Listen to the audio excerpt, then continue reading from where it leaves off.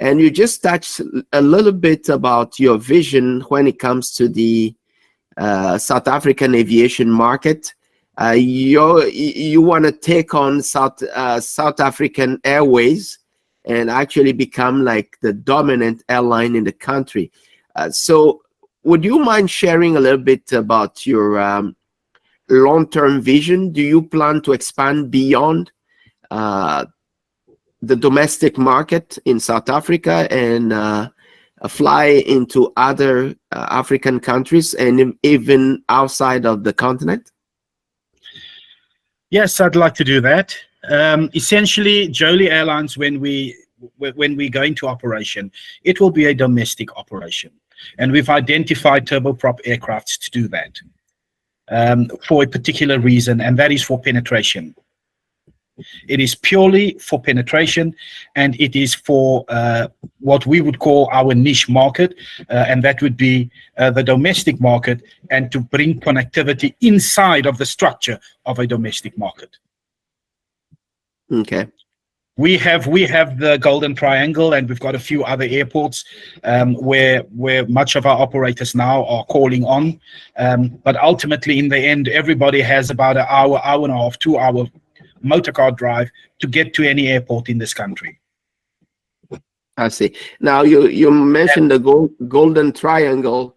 Would you mind defining that for the audience that may not be that familiar with South Africa? All right. The Golden Triangle is the areas, or it's the airports. It is OR Tambo Airport. And then from there, essentially, everybody would love to and does fly to Cape Town. That is a very peculiar route. It's a very famous route. It's a very route that brings in good revenue. And then from there, they would attach on to from Cape Town to King Shaka, which is in the KwaZulu-Natal province. Otherwise also known as Durban. Many people will say Durban when they talk of King Shaka Airport. And so it is between OR Tambo, Cape Town, and King Shaka. And they do that all the time, and they do it crisscross and vice versa. And that is the route that is the most sustainable, the most revenue-creating income route, and it is the one that has lived and stood the test of time. Okay. Outside of that, we've got East London, and we've got some other airports as well, which SA Express was doing very, very well with. But SA Express had also succumbed. But be that as it may, we find that Airlink is doing exceptionally well with domestic travel at this time. But we have looked even further than that, and we said ultimately we're going to have to compete even against Airlink as much as what I commend them and congratulate them. We're going to have to compete against them. So what is it that we can do to challenge them? And it is the connectivity that is inside the current existing connectivity, and that is what we're going to build out. Okay. So looking at expansions into other areas and regions, the first thing that I got the first piece of information or document that I tried to acquire was the current existing routes, and I looked at the routes and I analyzed it. It's a route analysis. I went to the Department of Transport and I achieved it, and I looked at it and I said, okay, this is where everybody's going. This is how many flights are going per day. These are the frequencies. These are all. And I looked at everything, and it's about a 21-page document. And I would be exaggerating to an extent, but also I'm not exaggerating. I think only 4 of those pages are really active and pertains to South Africa. The rest doesn't. It's empty, 000, no flights. And I asked myself, okay, well, what do you see, Shawn? And then I looked at the dynamics of the population of South Africa and the population of perhaps other countries, and there's no connectivity, and that's why we don't have a Mexicano in South Africa. And that is why we don't have a Chilean in South Africa. And that is why we've got nobody from Nepal or nobody from Indonesia or Malaysia. And remember, we're the descendants of the Malaysians and the Indonesians during the slave trade and the spice trade of the then called Euro 17, which was in the Netherlands, and the great tea company, and they were moving up and down our coast with their ships, and they were carting slaves, bringing slaves, taking slaves. It was that time. So I come from that. From that era. We were slaves many years ago in this colony, although we are the indigenous people. Be that as it may, I ask these questions. Why are these people not impacting on South Africa? Oh, yes, when they're tourists, they can go to a certain center. You can go to Brazil.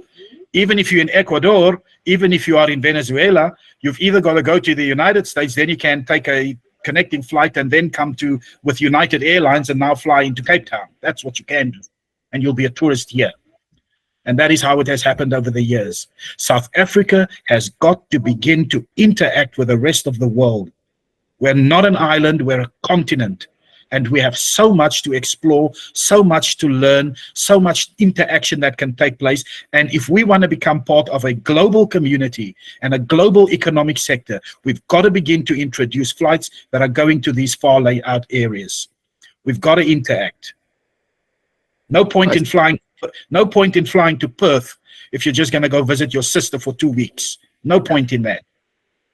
If you fly somewhere, if you're going to go somewhere, look at the financial and the economic value that the area or the place that you're going to brings. And we know that those countries have value. And if we want to grow South Africa globally and begin to establish economic lines, we have to begin to put stable transport there. And if we fly to Brazil, South Africa, once again, South African Airlines, I'm so sorry about them. They flew to Sao Paulo.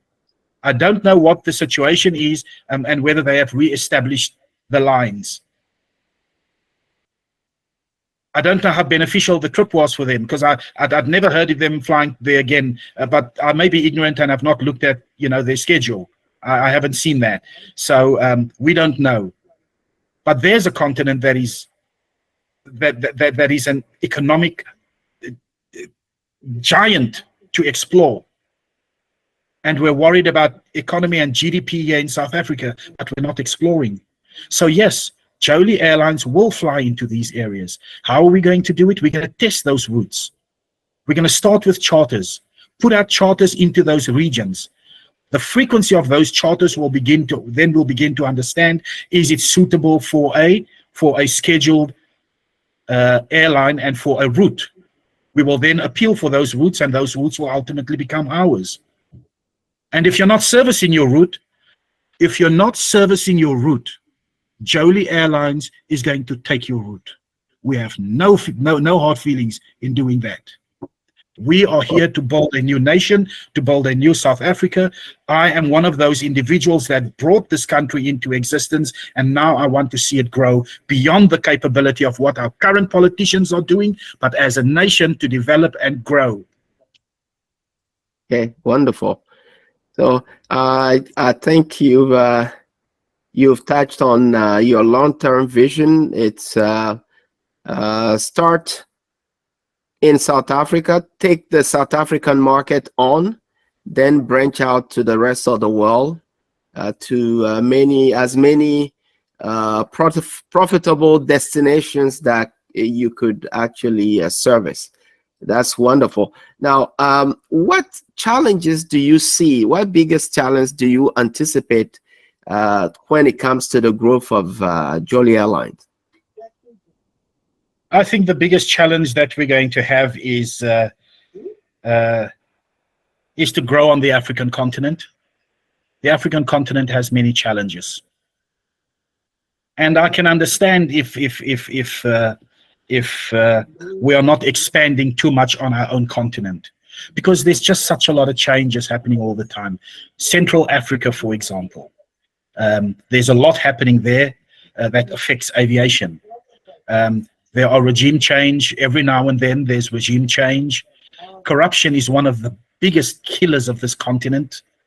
The lack of foresight the understanding of wanting to develop further. I mean, we design policy, we write policy, it becomes a draft white paper, it gets accepted in government, but it's going to take you another 5 or 10 years before it kicks in.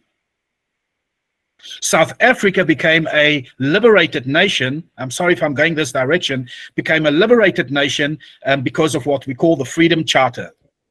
And yet 30 years later, it is not introduced into the country as policy. So this is one of the challenges that we have on the African continent. A lot of vision, but a lot of doing nothing. And a lot of talking, meetings, drinks, eat, and that's it. Everybody goes home. The next day they call one another up and say, oh, it was wonderful meeting you there. You're now my networking connection. If anybody's going to be worth your connection, then it's got to be worth towards your development and towards sustainable growth as a nation and as an African continent.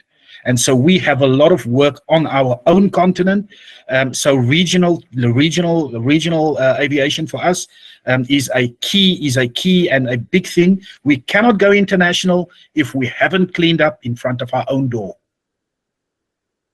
And I couldn't agree more. Now, you kind of anticipated my next question, which was about the single African air transport market, which somehow emerged as a consequence of the Yamoussoukro resolution, they call it, or declaration. Then it became a resolution.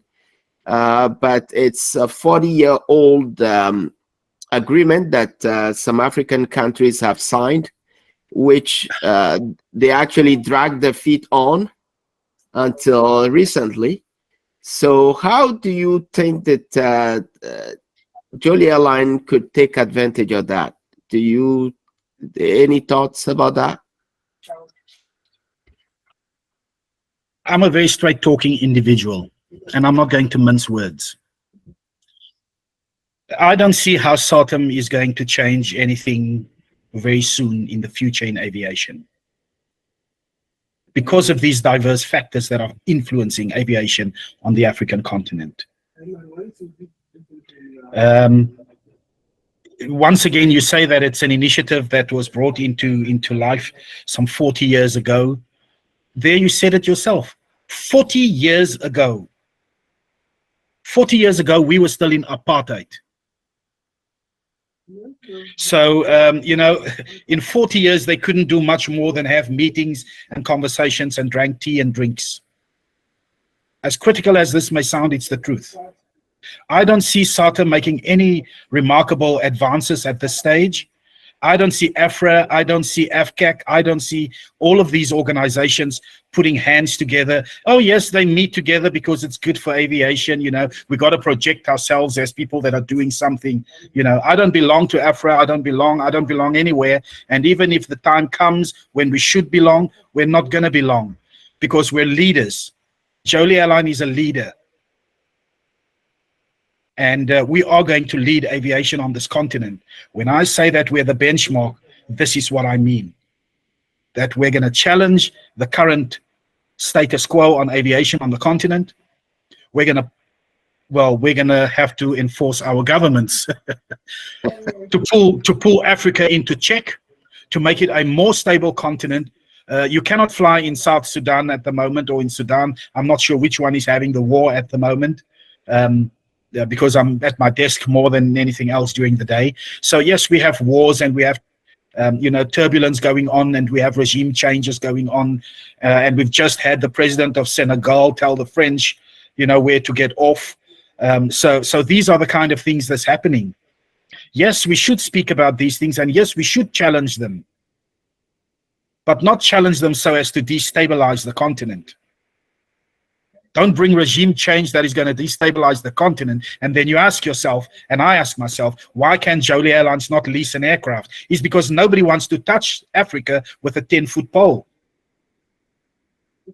Because of the instabilities, the insecurities, and the fact that, okay, we'll lease them an aircraft. Okay, it's JOLY Airlines, we lease them an aircraft. But what the heck?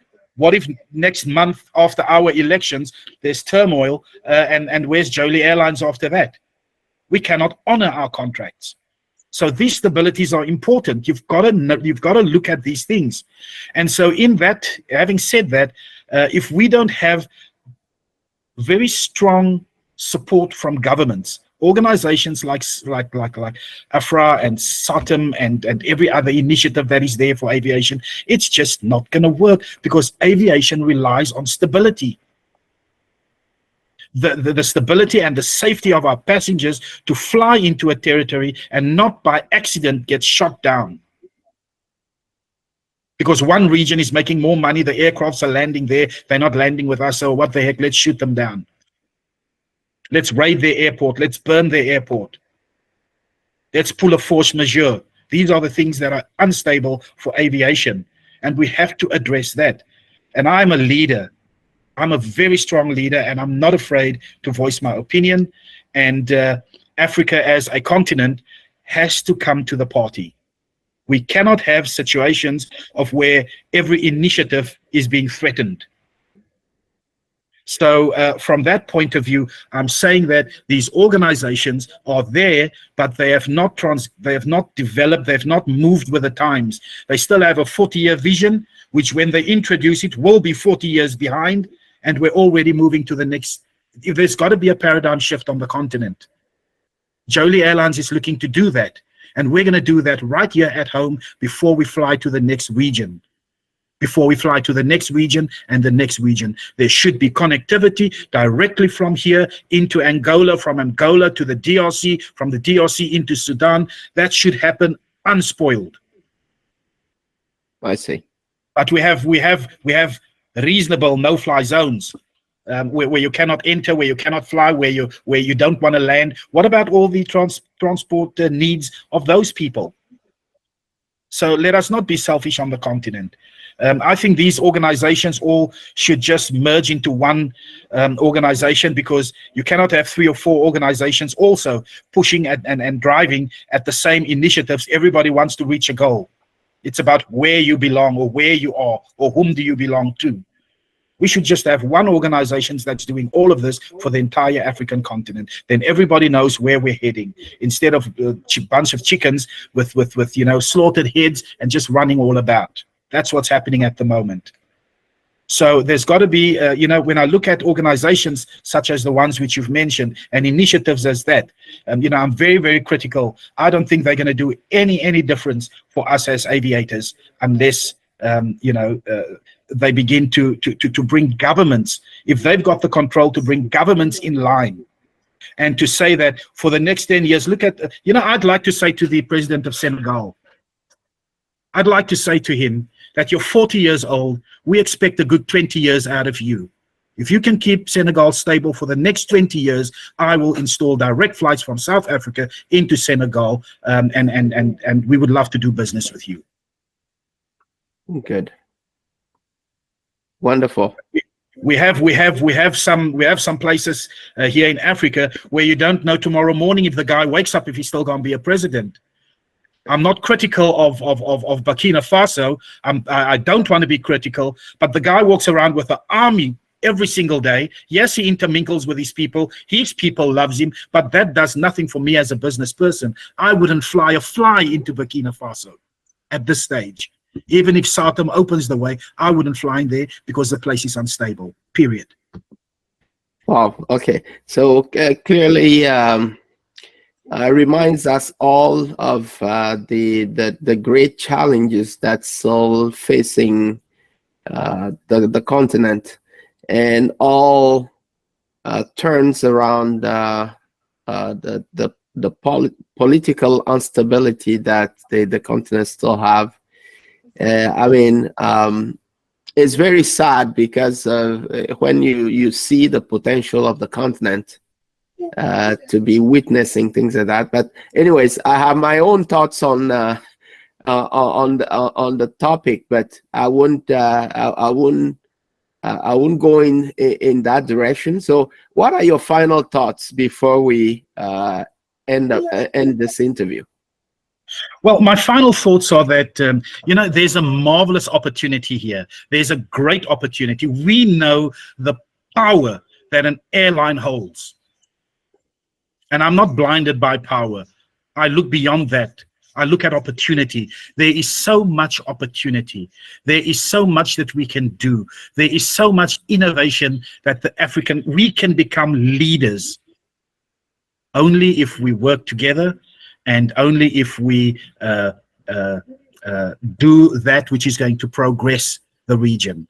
Yes, of course, there will be competition. Competition should always be in a good, positive way, where growth can still be, maintained. But yes, I see tremendous growth for the region. There's a study that says that we will grow by at least another 50% in the next 15 years on the African continent when it comes to aviation. Now, who's preparing for that? Does it mean just getting more aircraft? That's not the answer. We have to begin to look at other ways of how to use aviation as a stimulant, as a global player, the African continent becoming a global player, as a unified global player, and this is for another interview, another day. And so we've got to work together to bring, competition, stimulate competition. We have to speak to those countries, the European countries, which treat us so hard and harsh. And now I'm speaking to the ICAOs and these other organizations and EASA and everybody else. We try very hard to remain and stick to regulation. We do the best we can with our MROs and with our maintenance on our aircrafts, but yet we find we still have to place another cherry on the top so that we can fly into Europe. What makes my aircraft that I can't fly into Europe? Why should I get a European role player to come into the African continent, lease their aircraft so that I can fly into Europe? If I buy an aircraft now from whoever and I bring that aircraft into South Africa, yes, it's certified, but it's not EASA approved. So I got to go and make sure that I, put all conditions in place for EASA again, or the Indian market, or wherever else we're going to fly to the United States FAA when we're going to their region. These are all the things that are holding aviation back. And if we're going to have to, if JOLY Airlines have to challenge those regulations, we're going to challenge them, because we're looking at the greater picture, the bigger picture here, the bigger picture of being able to fly into those regions and to compete diligently with their airlines. For far too long has African Airlines been second best at everything. We need to show that we have a top line airline that is willing and that has penetrated, their regions, their markets, and that is acceptable to the rest of the world and according to their standards as well. But we've got to be able to place that standards right here where we are. We shouldn't be doing special things and extra costs and extra monies just to get into EASA territory. So I see a great future for us, but yes, a lot of work still needs to be done. I see all those challenges that are going to come up. I was told the other day, I placed an ad for some aircraft. I placed an ad and immediately, boom, all the brokers are on top of me. This is not how it's done. I says, but I'm tired of talking to brokers because it's 2 years down the line. We're still not flying and I'm still stuck with brokers. So let's kick out the brokers. Let's neutralize the brokers. I now want to talk to manufacturers and I want to talk to leasing agents and owners, because that is the only way I can see we're going to get aircrafts. Look, we're not entirely welcome in the South African aviation either, because we're going to come upset the cart of apples there. We're going to compete lively. People are going to lose income. Everybody's going to want to fly JOLY Airlines because we've already, before we even flew, we've already set the standards and the bar is high. So these are some of the things that I mention when I say, new benchmark.